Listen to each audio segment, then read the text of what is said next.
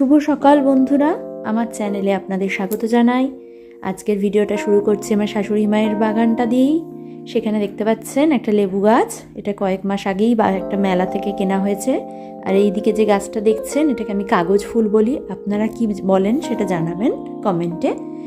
আর আজকে ফিরে আসি আমার রেসিপিতে। আজকে আমি অন্য কিছু নয়, চিংড়ি মাছ দিয়ে একটা রেসিপি করে দেখাবো।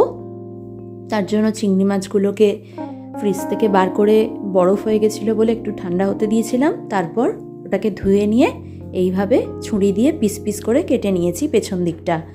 এটা কিন্তু কাটার সময় খেয়াল রাখবেন, খুব সাবধানে কাটতে হবে, পুরোটা যেন ফালা ফালা না হয়ে যায়। এইরকম একটা কলকা ডিজাইন আসবে। এরপর মাছটাকে আমি লেবু দিয়ে মাখিয়ে নিচ্ছি আর 15 মিনিটের জন্য এটাকে এভাবেই রেখে দেবো। লেবুটা দেওয়ার কারণ হচ্ছে যাতে এর মাছের আঁশটে গন্ধটা চলে যায়। লোটে মাছের রেসিপি দেখালাম, ভেটকি মাছের রেসিপি দেখিয়েছি। এরপরে ভাবলাম চিংড়ি মাছটাই ট্রাই করি। তো এবার আমি চলে এসেছি হলুদ আর কাশ্মীরি লঙ্কা গুঁড়ো অল্প আর জিরে গুঁড়ো মাখিয়ে নেব মাছটাতে। এটাকে মাখানোর পরে আবার কিছুক্ষণ এটাকে রেখে দেবো রেস্টে। হালকা হালকা ঠান্ডা পড়ছে, এই সময় এই আইটেমটা চা বা কফি দিয়ে দারুণ লাগবে সন্ধেবেলা। আমি সন্ধেবেলার জলখাবার হিসেবে এটা বানাচ্ছি। আমার এই রেসিপির পাশাপাশি আরও অনেক রেসিপি আমার চ্যানেলে দেওয়া আছে, সেগুলো কিন্তু আপনারা চেক করে নিন। হয়ে যাওয়ার পর আমি চলে আসছি এবার আমার অন্য আইটেমগুলো রেডি করতে। আর যা যা লাগবে আমার, তো তার জন্য মিক্সার গ্রাইন্ডারে আমি নিয়ে নিয়েছি লঙ্কা, পেঁয়াজ, আদা, রসুন আর একটু বেশি করে ধনেপাতা।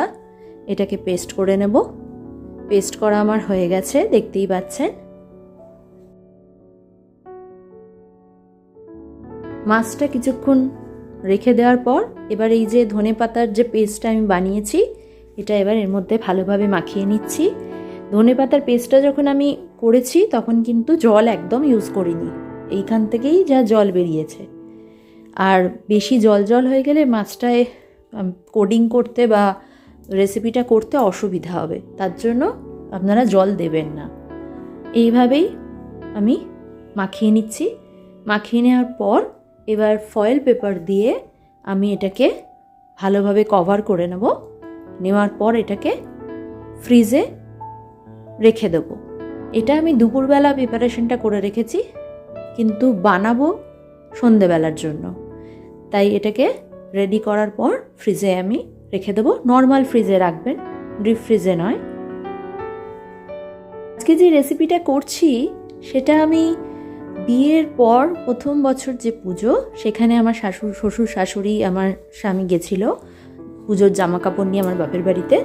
তখন আমি তাদেরকে পোলাওয়ের সাথে এই আইটেমটা বানিয়ে দিয়েছিলাম যাতে খেতে ভালো লাগে। প্রথমবার তখন বানিয়েছিলাম, তারা ভালোই বলেছিল খেয়ে। এবারে যখন বানিয়েছি, এবারেও তাদের পছন্দ হয়েছে।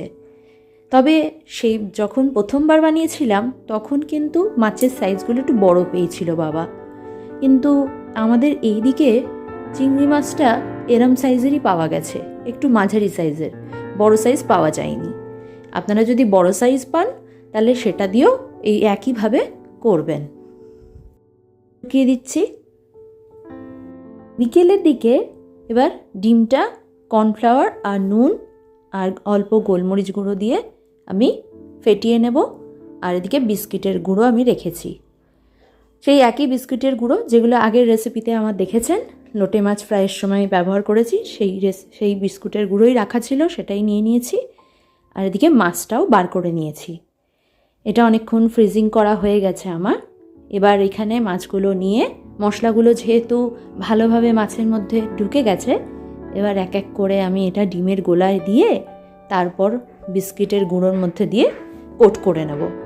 আপনারা চাইলে দুটো করে কোটও করতে পারেন, আমি একবার করেই কোট করেছি, কারণ আগেই বলেছি যে আমার বাড়িতে মোটা কোট খুব একটা কেউ পছন্দ করে না, তাই জন্য এটা একটা করেই কোট করলাম। এইভাবে আমি, দেখতেই পাচ্ছেন, প্রত্যেকটা মাছ করে নেব। ডিমের গোলার মধ্যে দিয়ে তারপর বিস্কুটের কোট করে নেব। নিয়ে আরেকটা পাত্রে আমি রাখছিলাম, শুকনো পাত্রে। আর বিস্কুটের কোটটা যখন দিচ্ছিলাম তখন কিন্তু আমি আমার বাঁ হাত দিয়ে দিচ্ছিলাম, যেটা হাতটা শুকনো ছিল। শুকনো হাতে দিলে জিনিসটা মচমচে হয়, ভিজে হাত হলে বিস্কিটের যে গুঁড়োগুলো সেগুলো মিয়ে যায়। আর হ্যাঁ, আমি যে বললাম প্রথমেই যে এই রেসিপিটা যখন প্রথম বানিয়েছিলাম, শ্বশুর শাশুড়ি আর বরকে খাইয়েছিলাম, তখন পোলাও দিয়ে করেছিলাম। আমার সেই পোলাওয়ের রেসিপিটাও কিন্তু আমার এই ভিডিওতে দেওয়া আছে। ওটা আমার মায়ের রেসিপি, ওটা আমার মাই বানায়, খুব ভালো বানায়। আপনারা চাইলে আমার চ্যানেলে গিয়ে দেখে নিতে পারেন। যারা আমার চ্যানেলে নতুন তারা অবশ্যই কিন্তু আমার চ্যানেলকে ফলো করতে, সাবস্ক্রাইব করবেন। ভিডিওগুলো একটু লেন্দি হলেও আপনাদের কিন্তু আমি পুরো প্রসেসটাই দেখানোর চেষ্টা করি। তো ভিডিওগুলো স্কিপ না করে একটু ধৈর্য ধরে দেখবেন, তাহলে রেসিপিটা আপনাদের অবগত হয়ে যাবে। কি স্পিডে দিলে অনেক কিছু মিসিং হয়ে যেতে পারে। দেখে নিন, আমার কয়েকটা কোট করা হয়ে গেছে। একটা একদম সামনের ক্যামেরা থেকে আপনাদের দেখাচ্ছি।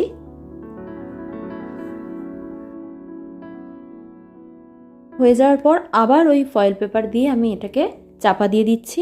আমার অনেকগুলো হয়েছিল। এইভাবেই দেখতে হবে কোডিংয়ের পর জিনিসটা। এরপর ভাজার পালা। কোডিং করার পর আমি কিছুক্ষণ রেস্টে রেখেছিলাম যাতে জিনিসটা একদম ধরে নেয়।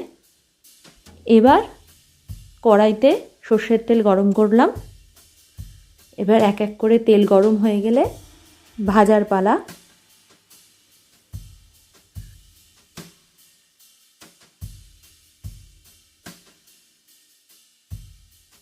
লাল করে ভেজে নেব। ভাজার সময় কিন্তু আঁচটাকে একদম মিডিয়াম রাখতে হবে, নইলে কিন্তু এই ভাজাগুলো পুড়ে যায়। তো এগুলোকে ধৈর্য ধরে কিন্তু একটু ভাজতে হবে। এপিট ওপিট করে আমি লাল করে ভেজে নিচ্ছি। আমি বরকে সার্ভ করব, তার জন্য প্লেট নিয়ে নিয়েছি। আর সস দিয়ে সে খাবে। সস আর অল্প করে আমি শসা কেটে রেখেছি, তার সাথে এটা সার্ভ করব। দেখুন ভাজা হয়ে গেছে, তুলে নিচ্ছি। এই একই প্রসেসে সবকটা আমি ভেজে নেব। বর শুধুই খেয়েছিল আর আমরা মুড়ি দিয়ে খেয়েছিলাম। দেখতেই পাচ্ছেন কতটা ইয়াম্মি খেতে হয়েছিল, তো ইয়াম্মি হয়েছে। আর উপর দিয়ে একটু বিট নুন ছড়িয়ে দিয়েছি। প্লেট আমার রেডি, সার্ভ করা হয়ে গেছে। আপনারাও কিন্তু এই রেসিপিটা বাড়িতে ট্রাই করুন। এই রেসিপিটার নাম হচ্ছে চিংড়ি মাছের কাটলেট। অনেক রকম কাটলেট খেয়েছেন, এটা বানান।